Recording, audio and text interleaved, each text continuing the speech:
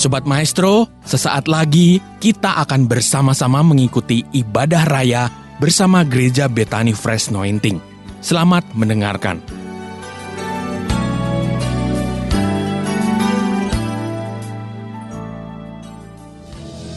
Mari katakan haleluya.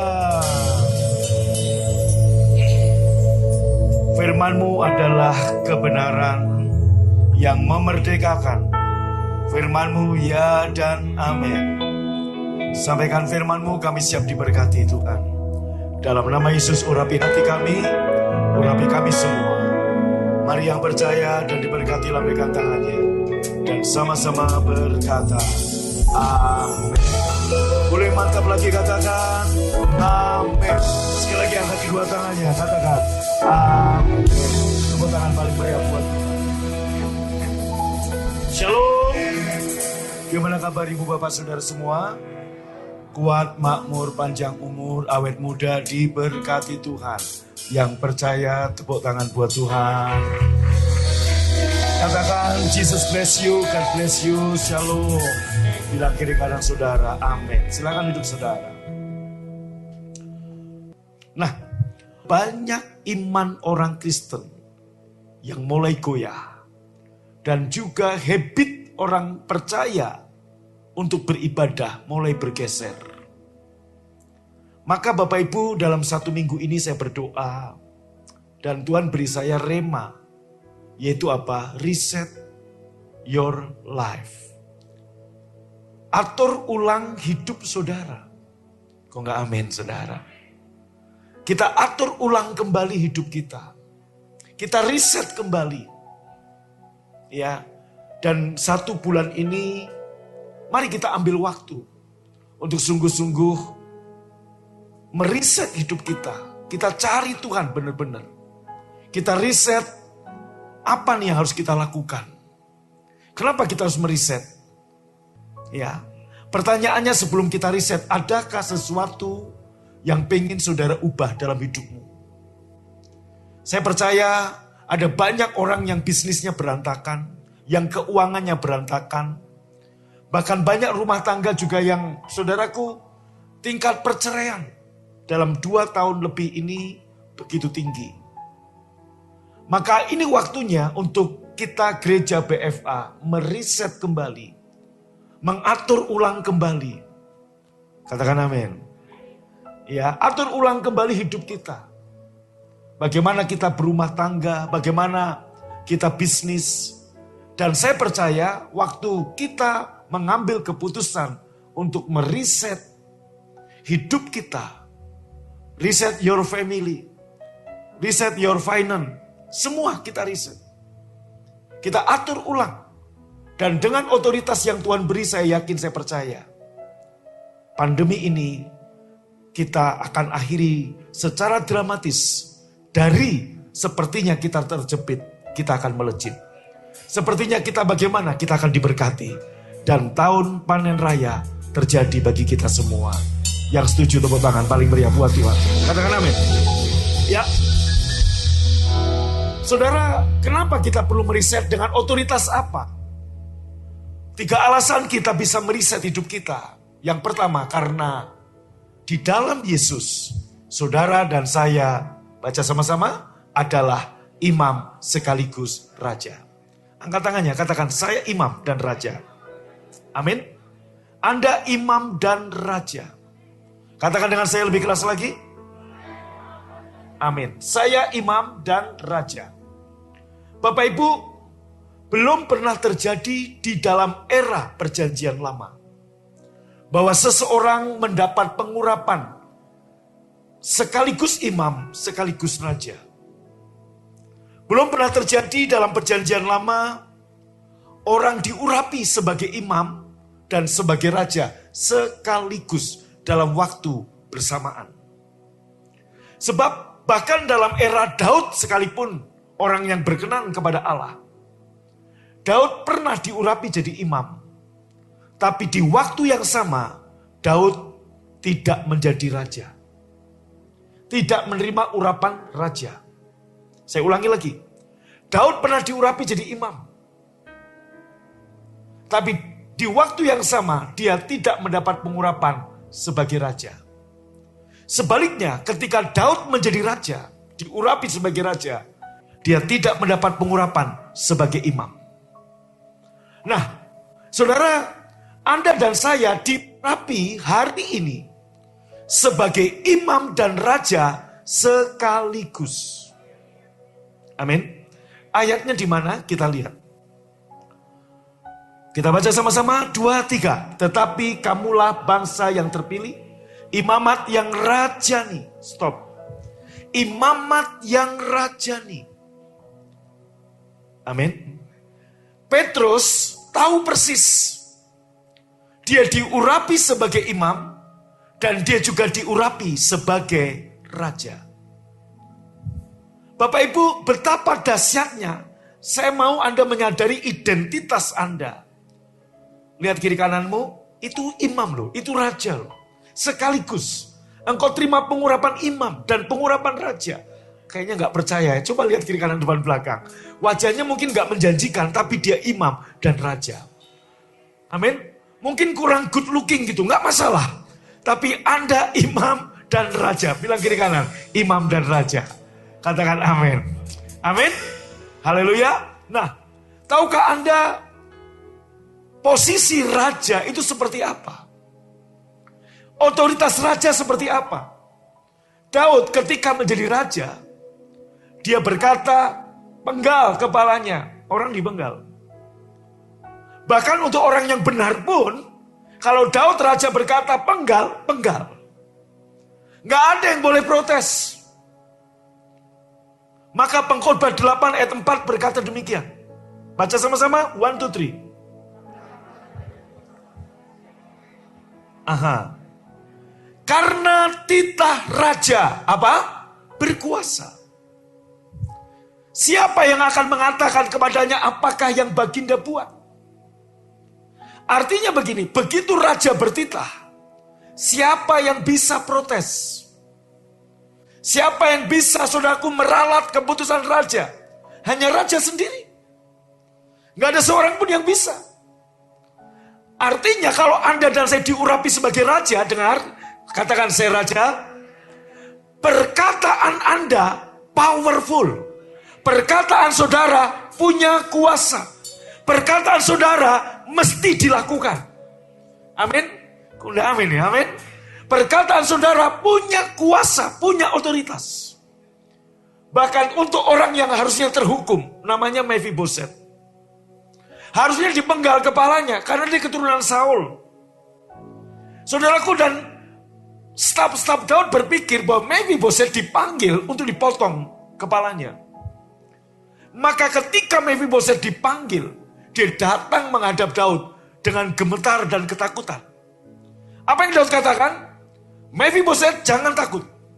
Aku tidak menghukum engkau, tapi aku memberikan anugerah, grace, kasih karunia kepadamu. Saudaraku, untuk seorang yang harusnya terhukum, Raja Daud berkata, terima anugerah, dia dapat anugerah. Maka, dengar, kenapa Anda hari ini baik? Kenapa kondisi Anda buruk? Karena hari-hari kemarin, Anda mengeluarkan ultimatum. Anda bertitah, dan titah Anda sedang dikerjakan. Oleh karena itu, hati-hati dengan perkataan yang keluar dari mulut Anda. Sebab Anda seorang raja. Kok enggak amin? Amin. Katakan seorang raja. Perkataannya penuh otoritas. Perkataannya penuh kuasa. Ketika Anda berkata, liar terjadi. Sebab hidup dan matimu dikuasai oleh perkataan. Hidup matimu ditentukan oleh lidah. Ketika Anda berkata, sekalipun di musim pandemi, aku pasti diberkati berlimpah, maka Anda akan mengalami berkat yang berlimpah. Tepuk tangan paling meriah buat Tuhan. Next, saudara. Nah, sebagai imam, Anda juga menerima pengurapan, bukan hanya pengurapan seorang raja, tapi juga Anda menerima pengurapan seorang imam. Tugas imam tampil ke depan. Jangan sembunyi di balik pandemi. Jangan sembunyi di balik ketakutan. Jangan sembunyi di balik alibi-alibi. Tapi tampil ke depan untuk apa? Tampil ke depan. Yang pertama, melayani Tuhan. Yang kedua, mengucapkan atau memberi berkat. demi nama Tuhan. Dan kemudian mengambil sebuah keputusan. Raja dan imam, saudaraku dengar, perkataannya penuh otoritas. Saya ulangi, tolong perhatikan. Saya sedang berbicara, seorang raja ngomong penuh otoritas. Seorang imam melepaskan berkat penuh kuasa. Nah, saudara dan saya diberi otoritas sebagai imam sekaligus sebagai raja. Betapa dahsyatnya otoritas yang Tuhan beri kepada saudara dan saya. Betul?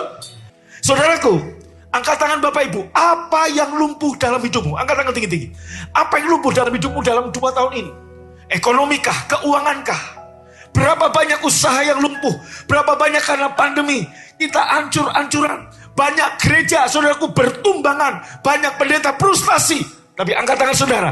Dengan urapan imam dan raja. Yang lumpuh, deklarasikan dalam nama Yesus. Aku perintahkan semua yang lumpuh, bisnis yang lumpuh, gereja yang lumpuh, kota yang lumpuh, bangkit dan berjalan. Akan terjadi. Kita akan melihat luar biasa. Tepuk tangan bagi Allah kita. Lebih meriah lagi katakan amin. Lebih meriah katakan haleluya. Amin. Amin. Jangan terima kelumpuhan saudara. Jangan terima saudara kebangkrutan saudara. Cukup, maka saya katakan, mari reset your life. Kita atur ulang kembali.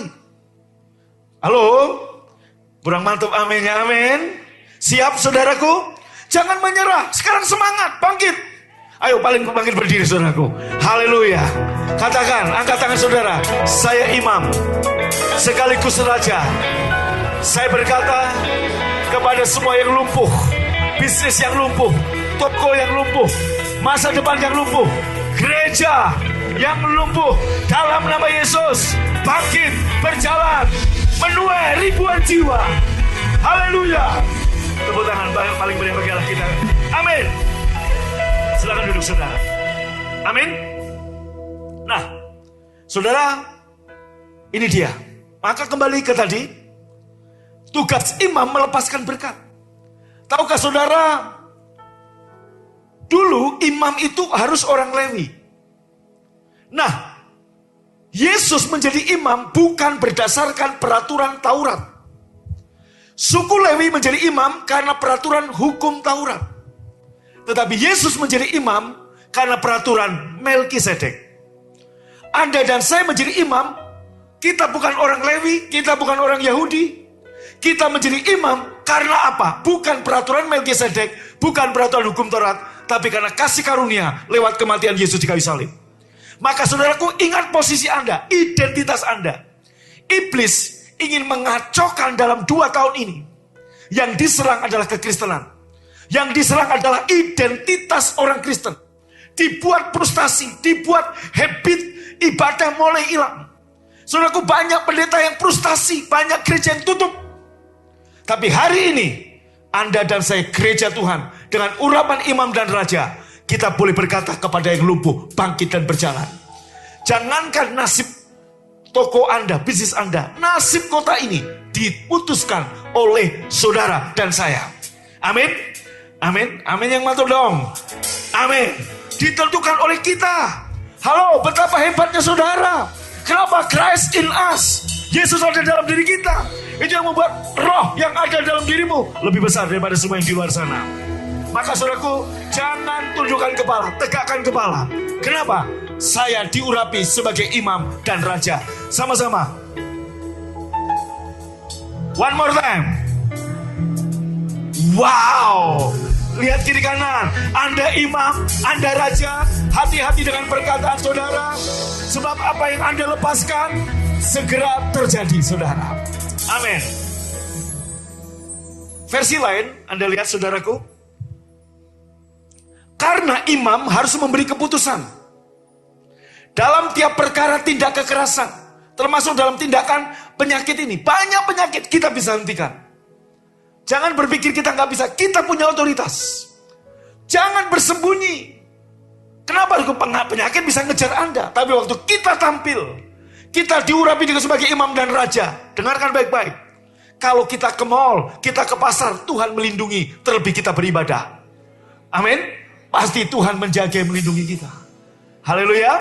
Ya saudaraku, Anda dipilih Tuhan untuk mengabdi kepadanya dan sama-sama katakan mengucapkan berkat atas namanya. Maka Bapak Ibu, imam dalam perjanjian lama itu berkat dan kutuk yang keluar dari mulut. Tapi imam dalam perjanjian baru hanya berkat. Maka saudaraku, dalam perjanjian lama saya beri contoh. Maleakhi 3 berkata begini, kalau kamu ngasih perpuluhan, berkat turun atas kamu. Tapi kalau kamu nggak ngasih perpuluhan, kutuk atas kamu. Itu imam dalam perjanjian lama. Maka Bapak Ibu dalam perjanjian yang baru itu udah nggak berlaku. Bukan perpuluhan yang nggak berlaku. Artinya begini, waktu Anda ngasih persepuluhan, tingkap langit dibuka bagimu. Tapi waktu Anda nggak ngasih perpuluhan, nggak ada hukuman bagimu. Kenapa? Sebab dalam Yesus nggak ada hukuman. Sebab Tuhan menghendaki transformasi hati. Anda dasar kita memberi persepuluhan bukan karena takut dihukum, tapi karena kita mengasihi Tuhan. Kita melakukan firman bukan karena kita takut, bukan karena kita begini, tapi karena kita mengasihi Tuhan. Yang mengerti katakan yes. Tepuk tangan paling meriah. Katakan amin. Haleluya. Amin. Yes. Nah, imam dalam perjanjian baru hanya berkat. Maka saudaraku dengar, perkataan saudara itu penuh berkat. Maka dengar, orang tua, apa yang kamu lepaskan untuk anak-anakmu? Berkat atau apapun. Kalau Anda melepaskan berkat, berkat terjadi. Maka dengar, orang tua, lepaskan berkat buat anak-anak saudara. Daripada Anda mengeluh, toko Anda nggak laku, sepi. Kenapa kita nggak melepaskan berkat untuk toko kita? Melepaskan berkat untuk gereja kita. Bahkan kita bisa melepaskan berkat untuk kota kita. Sebab keputusan ada di tangan kita, Anda dan saya, dengan urapan imam dan raja. Katakan amin. Tepuk tangan paling meriah. Katakan amin. Haleluya. Nomor 2, kita riset hidup kita. Kita atur kembali hidup kita dengan iman yang kita punya. Dan baca sama-sama 2, 3. Amin. Semangat dong bacanya. Iya. Tenang saudara. Yang pertama tolong digarisbawahi. Saya buat bahan khotbah ini hampir seminggu perenungannya. Anda tinggal baca, jadi harus lebih semangat. Yang kedua, karena ini khotbah saya terakhir hari ini, pasti nggak lama. Tenang aja saudaraku. Karena saya udah khotbah pertama, kedua, ketiga semangat sekali. Ini keempat saudara. Tapi kalau Anda nggak semangat, saya akan lebih lama dari ibadah 3 kali tadi. Pilih mana saudaraku? Oh jangan Pak, saya nggak mau Pak, capek Pak. Oke, kalau itu semangat saudaraku. Baca, 2, 3. Ya, Yesus menerima semua ukuran iman kita. Jadi bohong, kalau doamu belum dijawab, kamu belum sembuh, terus ada hamba Tuhan atau pendeta berkata, oh, imanmu belum mencapai, belum sempurna, gak cukup. Salah. Karena iman pun pemberian Tuhan. Dan Tuhan menerima. Mau imanmu kecil, mau besar, mau sedang, mau lebih besar, Tuhan terima tanpa menghakimi Anda. Ayatnya di mana? Kita buka. Kita kembali ke back to Bible, Alkitab. Baca sama-sama 1, 2, 3.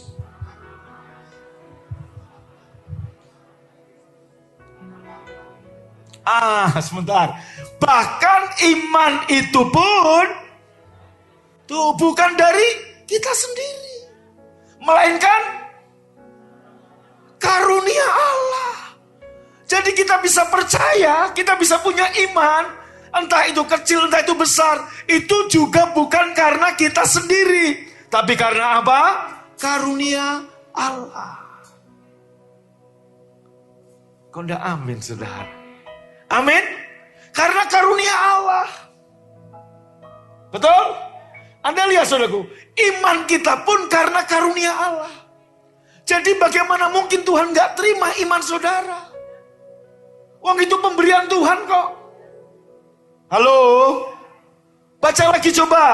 Bahkan dari situ 2, 3. Melainkan juga merupakan karunia. Lo namanya karunia Allah. Waktu kita beriman, Tuhan terima gak?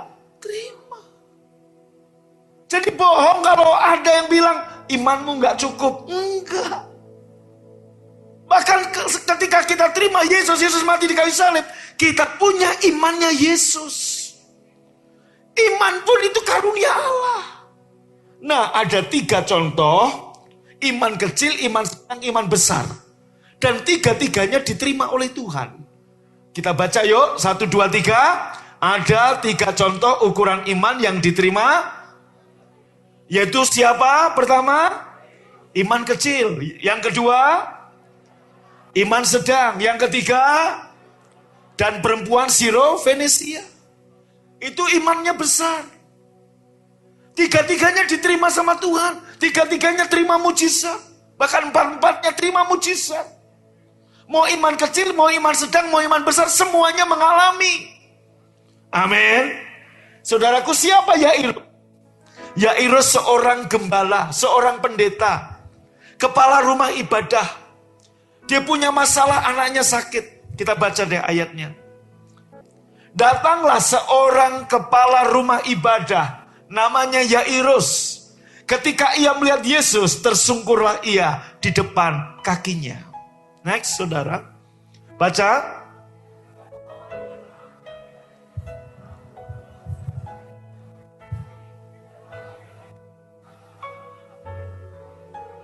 Aha. Saudara, ini iman kecil. Dia datang kepada Yesus dan memohon kepada Yesus, itu betul. Saudaraku, kalau Anda mau terima mujizat, Anda mau terima pertolongan Tuhan, Anda mesti merendahkan diri seperti Yairus, betul. Tapi Yairus punya iman yang kecil. Dia bilang begini, Yesus, datanglah ke rumahku, letakkan tanganmu atas anakku, supaya dia sembuh dan tetap hidup. Sekalipun imannya kecil, Yesus gak menolak. Yesus tetap datang ke rumahnya dan menumpangkan tangan atas anak ini. Artinya Yesus gak menghakimi iman yang kecil. Yesus gak berkata, kamu pendeta, kamu gembala, kok kecil kali iman kau? Parah kau. STT dari mana kamu? Enggak, saudara. Yesus gak menghakimi, Yesus gak menjudgment. Tapi Yesus tetap datang. Kita lihat berikutnya, saudara.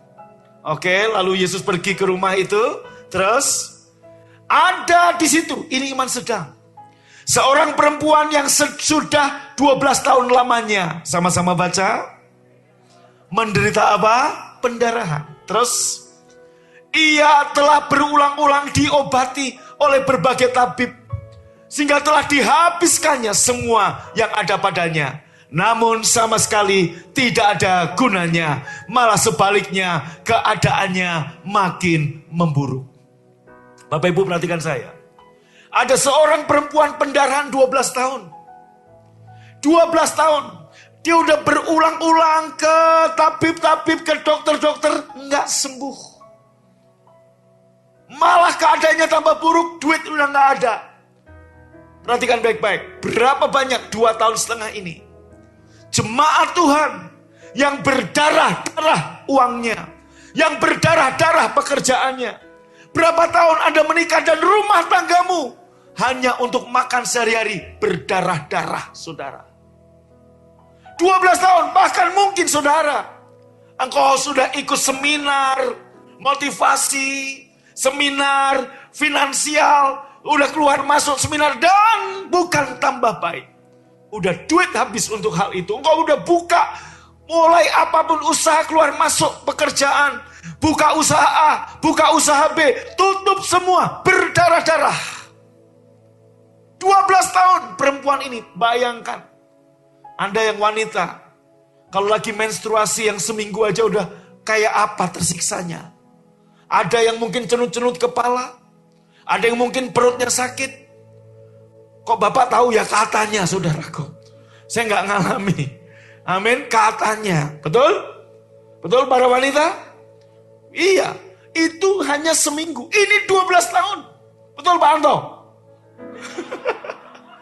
Enggak, maksudnya istrimu.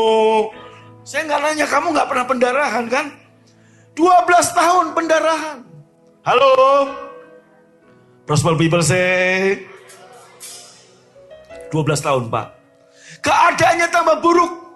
Dengarkan baik-baik. Berapa tahun kehidupan keuanganmu berdarah-darah? Engkau banting tulang hanya untuk sesuap nasi. Dengar baik-baik. Tuhan gak mengajar Anda banting tulang. Dengarkan baik-baik. Sebab apa? Tuhan datang untuk memberi engkau hidup. Hidup dalam kelimpahan. Hari ini saya percaya, engkau punya iman sedang. Perempuan ini berkata, Anda lihat apa yang terjadi. Kita lihat ayat berikutnya. Dia sudah mendengar berita-berita tentang Yesus. Maka di tengah-tengah orang banyak itu, ia mendekati Yesus dari belakang dan menjamah jubahnya. Ayat berikutnya kita baca sama-sama. 1, 2, 3. Ulangi bagian depan saja. Sebab, sekali lagi. Sebab, lebih keras semua. Sebab katanya. Iman mesti diperkatakan. Maka perempuan itu berkata, sebab katanya. Apa yang dia katakan? Asalku jamah saja jubahnya, aku akan sembuh malam ini. Jubah Yesus menutupi ruangan ini. Jubah Yesus menyelubungi ruangan ini. Engkau punya iman seperti Yairus, perlu tumpang tangan pendeta? Enggak apa-apa, Tuhan menghargai. Engkau punya iman, aku enggak perlulah pendeta tumpang tangan kepadaku. Aku percaya ada jubah Yesus di sini. Ketika aku mengangkat tanganku, aku menyentuh jubah Yesus, pendarahanku berhenti. Amin. Kok gak ada yang amin? Emang pendarahan yang laki-laki? Kok amin? Pendarahan, mungkin uangnya pendarahan. Mungkin bisnis yang pendarahan. Katakan amin. Mujizat terjadi bagi kita hari ini. Pulanglah dan jadilah padamu seperti yang engkau percayai. Tepuk tangan paling meriah buat Tuhan. Amin. Maka Bapak Ibu, jangan fokus kepada ukuran iman. Banyak orang Kristen fokusnya, aduh imanku belum nyampe ke situ. Oh, banyak orang Kristen berkata, imanku belum sampai sana. Jangan fokus pada ukuran iman. Tolong perhatikan saya. Jangan fokus pada ukuran iman, tapi fokuslah kepada kebaikan Tuhan. Maka ayat sebelumnya tadi dikatakan demikian. Saudaraku, kita lihat ayat sebelumnya, ayat sebelum ini. Perempuan ini sudah mendengar berita-berita tentang Yesus. Bapak Ibu, Anda lihat. Berita tentang Yesus yang membuat dia percaya. Saya mau cerita begini Pak, Bu, dengerin baik-baik. Ya, dengerin. Saya bilang, saudaraku, Bapak, maaf namanya Pak siapa Pak? Rudi. Ya, Pak Rudi. Saya bilang sama Pak Petrus. Petrus, Pak Rudi itu orangnya baik.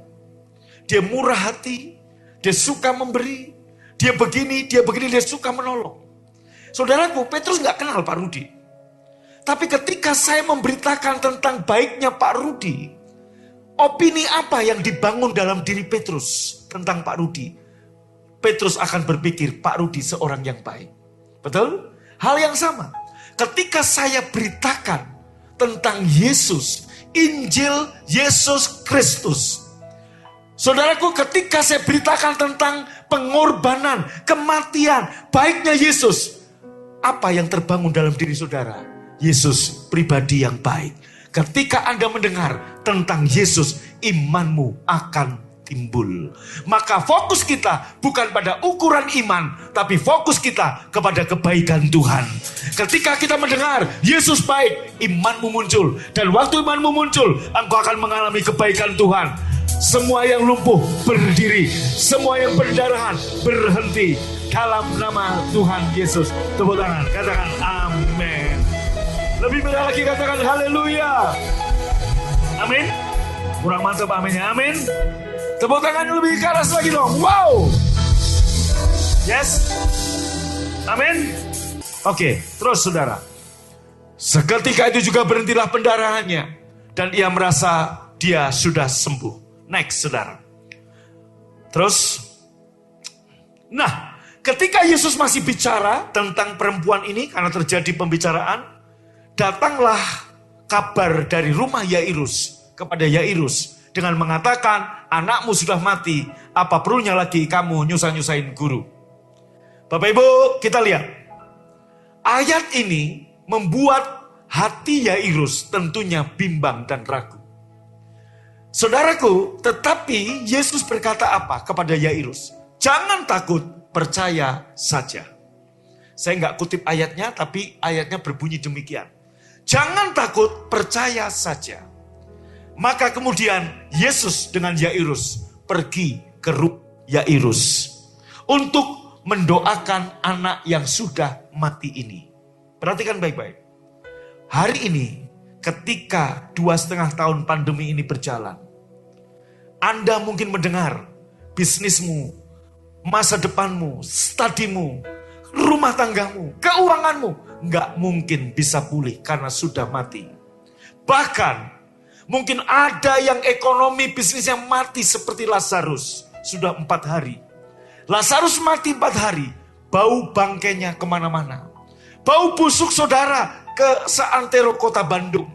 Mungkin orang udah dengar tentang nama buruk Anda. Mungkin orang berkata nggak mungkin kamu dipulihkan. Nggak mungkin kamu disembuhkan. Nggak mungkin ada pemulihan. Sama seperti orang tadi ngomong sama Yairus. Anakmu sudah mati. Tetapi Yesus berkata, jangan takut, percaya saja.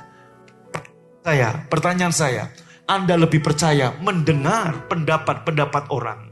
Atau sekarang, malam ini, Yesus berkata kepadamu, jangan takut, percaya saja. Yairus memilih untuk percaya dan tidak takut.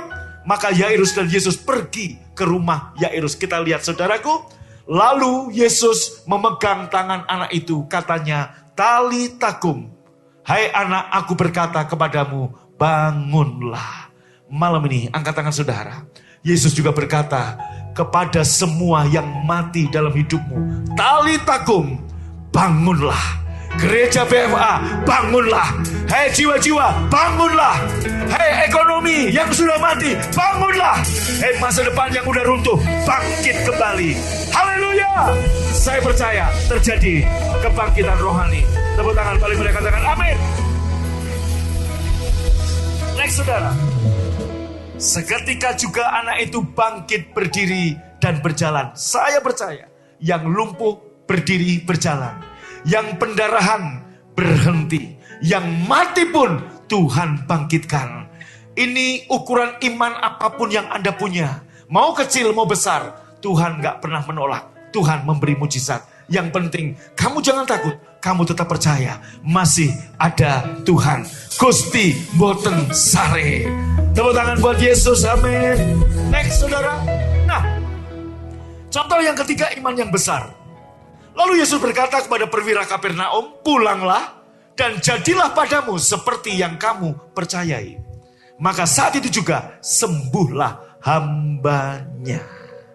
Bapak Ibu, ini perwira Kapernaum bilang begini, aku punya atasan, aku punya bawahan. Aku berkata pada bawahanku datang, dia akan datang. Kerjakan ini, dia akan mengerjakan. Hal yang sama ketika jenderal mengatakan kepadaku, datang, aku datang, pergi, aku pergi. Nah, dia percaya Yesus adalah jenderal di atas segala jenderal. Maka saudaraku, dia bilang sama Yesus begini, Yesus, gak perlu engkau datang ke rumahku. Katakan sepatah kata saja, hambaku sembuh. Halo, dia percaya. Maka Yesus berkata gini, pulanglah, jadilah padamu seperti yang kamu percayai. Malam ini, berapa banyak percaya? Pendarahanmu akan berhenti. Kelumpuhanmu akan bangkit dan berjalan. Yang mati dalam hidupmu dibangkitkan. Berapa banyak percaya? Pulanglah dan jadilah padamu seperti yang engkau percayai. Yang percaya berkata, amin. Tepuk tangan buat Tuhan. Next. Saudaraku, ini yang tadi saya katakan tentang iman yang besar. Setelah Yesus mendengar hal itu, heranlah ia dan berkata kepada mereka, aku berkata kepadamu, sesungguhnya iman sebesar ini tidak pernah aku jumpai pada seorang pun di antara orang Israel. Bapak Ibu, hanya 2 kali Yesus ngomong big faith, iman yang besar. Pertama kepada perwira Kapernaum, yang kedua kepada perempuan Sirofenisia. Tapi saya menganjurkan Anda, jangan fokus pada ukuran iman Anda, tapi fokuslah kebaikan Tuhan atas Anda masih terus mengalir. Waktu Anda mendengar kebaikan Tuhan, dengarkan baik-baik, imanmu timbul, imanmu muncul. Dan waktu imanmu percaya, dengarkan baik-baik, kebaikan Tuhan akan mengalir juga pada kita. Yang mau katakan haleluya. Next saudara. Yang ketiga. Maka ini saya buat panjang dengan tulisan-tulisan, supaya nanti setelah habis ibadah ini, saya akan kirimkan bahan khotbah ini kepada Bapak Ibu Saudara lewat grup-grup WA. Saudara yang tidak tergabung dalam grup WA, nanti minta nomor grup WA gereja, gereja akan mengirim kepada Anda. Tolong semuanya kirimkan pada sanak keluarga famili Anda. Supaya apa? Mereka mendengar tentang kebaikan Tuhan. Kalau mereka hanya dengar, mereka hanya tak terima bahan khotbah, suruh mereka dengar khotbah ini. Anda juga dengar khotbah ini lagi dan lagi dan lagi. Saya anjurkan Anda yang sudah mendengar ibadah jam 5 ini, dengarkan khotbah yang jam 9 atau jam 7 atau jam 11. Supaya ada perbandingan, mungkin ada yang nggak saya sampaikan di sini, saya sampaikan tadi pagi. Anda dengar lagi dan lagi dan lagi, supaya imanmu timbul, imanmu muncul. Ukuran apapun imanmu, kebaikan Tuhan akan mengalir di dalam hidup saudara. Katakan amin. Nah, saudaraku, iman timbul ketika kita mendengar Injil Yesus Kristus. Maka Roma 10 ayat 17, nanti baca di rumah, kabar baik. Iman timbul dari pendengaran akan firman Kristus. Kemudian saudaraku, Kisah Rasul 10 ayat 32, aku menyerahkan kamu kepada firman kasih karunia-Nya yang berkuasa membangun imanmu. Artinya firman kasih karunia, Injil Yesus Kristus, itu yang akan memunculkan iman kita, membangun iman kita, saudara. Katakan amin. Berikutnya, saudara, berikutnya. Ini keadaan orang Kristen hari ini. Kita lihat, saudara, ya. Ini yang sering ada dalam kehidupan orang Kristen. Termasuk apakah ini juga sering pada saudara? Kalaupun iya, malam ini kita tinggalkan keadaan seperti ini. Yaitu apa? Kita lihat. Orang-orang Kristen dewasa ini sering mengeluh hal-hal yang tidak mereka miliki. Contoh, waduh saya nggak punya rumah sih. Coba kalau saya punya uang. Coba kalau ATM saya ada isinya. Coba kalau saya punya mobil. Coba kalau saya begini. Itu yang mereka keluhkan. Kemudian apa? Banyak orang sedang senang menceritakan sakitnya. Bahkan bangga. Gue ke Pineng loh, pasang ring. Gue ke Singapura, cek penyakit. Saudaraku, jemaat BFA boleh ke Singapura untuk beli mall yang ada di sana. Oh enggak, amin, amin dong. Bukan untuk berobat karena Anda sehat terus. Katakan amin. Tapi Anda lihat banyak orang bangga dengan penyakitnya. Kemudian apa lagi? Menceritakan perubahan emosi yang mereka rasakan. Hingga masalah-masalah dalam keluarga, bisnis, pekerjaan, keuangan, hubungan yang terganggu. Serta apa? Baca sama-sama. Yang keras. Serta apa? Ketakutan-ketakutan yang mereka alami. Yaitu apa? Takut nggak punya duit, takut hari esok, takut masa depan, takut penyakit. Ini semua yang mereka ceritakan. Tapi lucunya, lihat baik-baik. Minggu bangun tidur, mereka pergi ke gereja. Terus memuji Tuhan. Nyanyi lagu rohani. Allah sanggup melakukan segala perkara. Macam-macam. Dan mereka pulang dari ibadah. Gak ada perubahan. Karena apa? Waktu ditanya, gimana Pak Petrus bisnisnya? Bangkrut Pak? Gimana kok? Rumah tangganya liar Pak, istri saya kayak singa Pak. Banyak keluhan. Hubungan terganggu suami istri, anak orang tua, mantu, mertua. Itu terus yang diceritakan. Saudaraku, perubahan tidak terjadi ketika Anda ada di sini. Maka Bapak Ibu, apa yang saya sarankan? Berikutnya, stop berkata bodoh. Reset hidupmu. Kok enggak amin? Gimana kesehatannya? Aduh Pak, ini teng-tengan Pak. Nggak tahu kayaknya darah tinggi Pak. Pegang perut mas saya kambuh Pak. Kenapa Anda enggak memberitakan kebaikan Tuhan? Anda malah berkata bodoh. Halo. Anda raja? Anda imam? Ucapanmu berkuasa? Kenapa kamu banyak masalah karena ucapanmu? Kenapa bisnismu bangkrut bermasalah karena ucapanmu? Kenapa kamu sakit-sakitan? Karena ucapanmu. Stop berkata bodoh. Next, saudara. Baca sama-sama.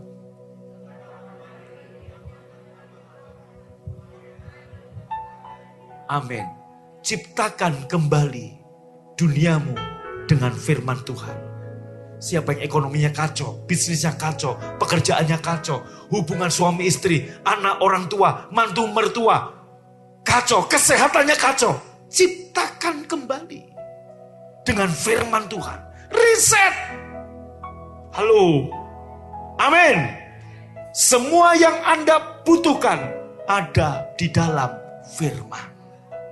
Next, saudaraku. Halo, halo, halo. Baca sama-sama 2, 3. Terlalu sering hidupmu dibentuk oleh kata-katamu sendiri. Betul nggak? Sadari. Hidupmu dibentuk oleh kata-katamu sendiri. Bukan dengan firman. Berikutnya. Baca.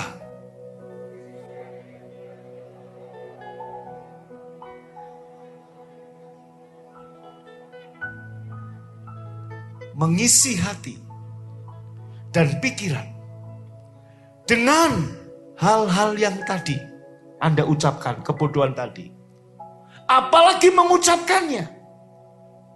Itu sama dengan mengizinkan semua yang kita khawatirkan jadi kenyataan. Siapa yang mau kekhawatiranmu jadi kenyataan? Siapa yang gak mau kekhawatiranmu jadi kenyataan? Jangan ucapkan lagi. Jangan pikirkan lagi. Isi pikiranmu dan hatimu dengan apa? Firman. Back to Bible. Isi dengan firman. Semua yang Anda dan saya perlukan ada di sini. Katakan amin. Next, saudaraku. Semua yang kita miliki adalah produk dari kata-kata kita. Apa yang Anda miliki? Kelimpahan, kemiskinan, kesehatan, penyakit, kemakmuran, masa depan cerah atau masa depan suram. Semua adalah produk kata-kata saudara. Maka hati-hati dengan perkataan saudara. Halo? Amin. Oke. Semua yang kita butuhkan tersedia di dalam kata-kata. Tuhan menciptakan dunia melalui apa? Perkataan. Kita juga menciptakan masa depan kita, kesehatan kita dengan kata-kata. Maka bangun tidur, ucapkan kata-kata yang dahsyat. Aku diberkati. Bagaimana kabar saudara? Jangan diam, Anda yang menciptakan. Gimana kabar saudara? Sehat, kuat, makmur, panjang umur, awet muda, diberkati Tuhan. Amin. Haleluya. Haleluya. Amin. Oke, saudara, kita lihat. Baik. Terus saudara, ketika kata-kata yang terucap adalah firman-Nya, hidup kita akan berubah secara dramatis. Secara dramatis. Katakan dengan saya apa? Tahu maksudnya secara dramatis? Gini nih, hari ini Anda terjepit. Ketika Anda mulai mengucapkan firman, Anda akan melihat secara dramatis perubahan terjadi. Ada janji firman untuk apapun yang kita butuhkan saat ini. Daripada berbicara dari jiwa atau daging, mengapa tidak membicarakan firman Tuhan saja? Sebab siapa yang menabur dalam daging akan menuai kebinasaan. Apa maksudnya menabur dalam daging? Kita lihat berikutnya. Berbicara dari daging artinya membicarakan masalah, membicarakan ketakutan, membicarakan pikiran negatif, membicarakan sakit-sakitan, membicarakan pergumulan. Stop berkata bodoh. Sebab waktu Anda menabur dalam daging, Anda menuai kebinasaan. Lebih baik bicara firman. Contohnya bagaimana Pak? Contohnya saat Anda sakit, daripada terus mengeluh tentang sakit yang dirasakan. Dan itu membuat rasa sakitmu makin terasa sakit. Lebih baik mulut kita justru kita pakai untuk mendeklarasikan janji Tuhan. Kita berkata, oleh bilur-bilurnya saya telah disembuhkan. Maka Anda sedang menciptakan kesembuhan. Dan secara dramatis kesembuhan terjadi dalam dirimu. Nangkep Bapak Ibu? Ketika Anda sedang berkekurangan, daripada membicarakan kekuranganmu, kenapa Anda nggak berkata, Yesus datang. Yesus yang kaya, rela jadi miskin, supaya orang yang miskin jadi kaya. Yesus datang untuk memberi saya hidup, dan hidup dalam kelimpahan. Daripada kita membicarakan, waduh, masa pandemi ini saya bangkrut. Oh, masa pandemi ini gereja BWA kehilangan jemaat. Daripada ngomong begitu, kita sehari ini ngomong, Tuhan memberikan penuaian buat gereja BWA. Tuhan memberikan panen raya saya. Maka itu akan terjadi pada saudara. Secara dramatis, Tuhan akan lakukan itu bagi kita. Katakan amin, tepuk tangan paling meriah. Amin. Haleluya. Tepuk tangan bagi Tuhan. Amin. Amin, amin. Angkat tangan saudara. Siapkan roti dan anggur perjamuan kita. Setiap kali kamu makan roti dan minum cawan ini, lakukan ini untuk mengingat akan apa yang Yesus lakukan untuk saudara. Yesus mengambil roti, mengucap syukur, memecah-mecahkannya, dan memberikan pada murid-muridnya setelah berkata, inilah tubuhku yang terpecah-pecah bagimu, ambillah, makanlah. Yang percaya, ini tubuh Tuhan Yesus, ambil dan makan dalam nama Yesus.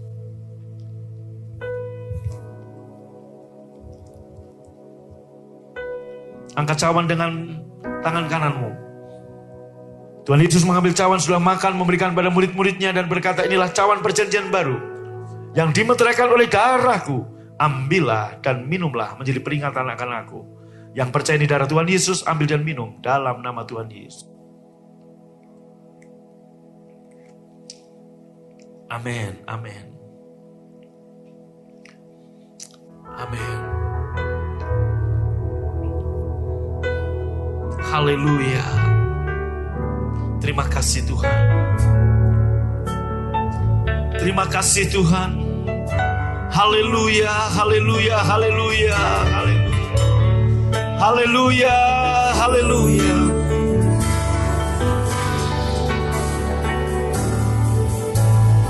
Ku bersyukur padamu,